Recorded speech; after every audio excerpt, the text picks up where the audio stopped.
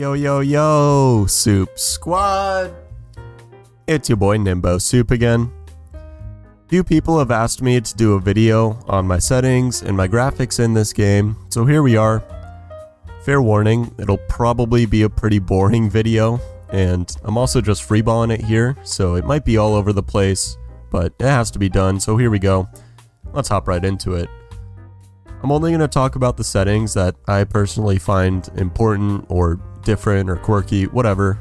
Feel free to pause on any one of these screens if you need to. Take a look for yourself, copy them, do your worst. UI scale, I use 67%. I feel like it's the most visually appealing. Moving on, common battle settings, nothing really super important there.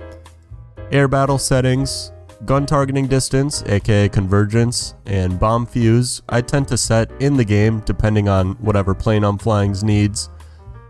I've never used vertical targeting, to be quite honest with you. I don't really know what it does. Clearly I don't find it necessary. Countermeasure series I never use. I always just pop the countermeasures myself. Anything else important in here? Oh, I don't use the rectangular radar.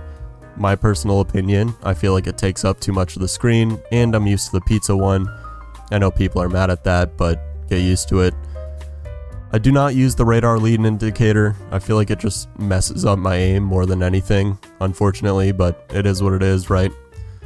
Other than that, I don't think there's too much important in here. Again, feel free to pause at any point.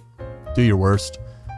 Moving swiftly past helicopter battle settings because I don't play those. Ground battle settings, grass and tank sight, you absolutely need to have turned off. This is extremely important. If you have it on, you will be at a disadvantage, and why would you do that to yourself, right? Other than that, in here, I don't think anything is super important. Give you a second here if you need to take a look. Anyways, moving swiftly past naval battle settings, just like the helicopter ones, because I don't play those. Battle interface, I don't think anything's too important here. I always have my fuel indication on and my ammo indication, and my temperature is on auto. So whenever my engine gets hot, it'll pop up and show me. Measurement units, I've always used metric since I started playing this game, of course except for temperature. I'm an American, I really don't want to have to do the conversion in my head. I don't even think I could. Plus 270, yeah, not worrying about that. Moving on, player markers, I have them on. Vehicle, title, distance, you know, I don't know why you wouldn't. Chat, unfortunately, as you might have seen in my last video, I do have to disable my chat. Sometimes I'll have it on if I'm playing solo and I'm not recording or streaming, but this is the War Thunder community, and I don't want to get caught out on stream with some TOS stuff in there.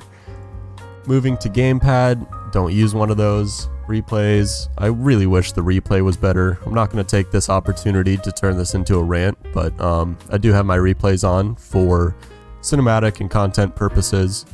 I do recommend it in case you do something funny in the game.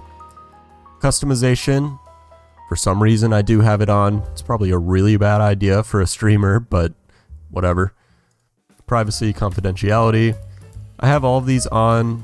Eventually, I mean, I guess hopefully, I'll get to the point where I need to turn these off. I really love it when you guys recognize me in the games, but like I said before, this is the War Thunder community, and some people take advantage of that, unfortunately. It is what it is. For now, I love interacting with you guys. Other settings, yeah, not super important. Moving on to the graphics, we'll talk about my post-effect settings after I show you guys my graphics screen. So here we go. I'm very blessed to have a very good computer, or, you know, pretty good computer. I worked hard for like a year to save up to buy it for myself, so I'm very proud of that. I don't feel bad flexing it, but everything is pretty much turned up to the max. I do not use HDR. I feel like it just makes things kind of harder to see in a weird way for me. Personal preference thing, just like everything else in the settings video. Other than that, feel free to take a pause, take a look for yourself. And the dogs don't want me to record. Okay. Hey! Stop! Oh my, BRB. He's a great guard dog. Terrible for trying to record and doing streams. Oh well, I love him. Moving on to the sound settings. These are the sound settings. really just adjust these to your liking. The only one I find super important here, not the only one, but you know, the most important one here is other players' engine volume, especially if you're in ground battles. You want to have these up a pretty significant amount so you can hear enemies. This has changed my gameplay and improved it a ton, and I highly recommend trying to play around with this setting. Other than that, really personal preference, your own sound levels, blah blah blah. Okay, I showed you guys, that's all I'm on the line for. Moving on to the post-effect settings, this will be the last thing I talk about. If we open them up here, I have tone mapping on Reinhardt.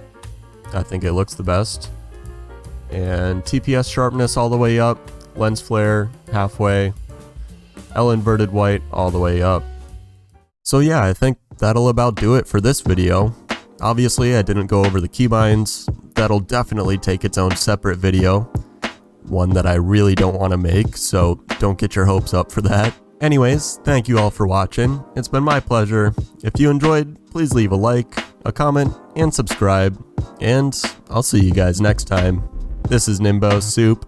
NiMbO signing out. Peace out, fellas.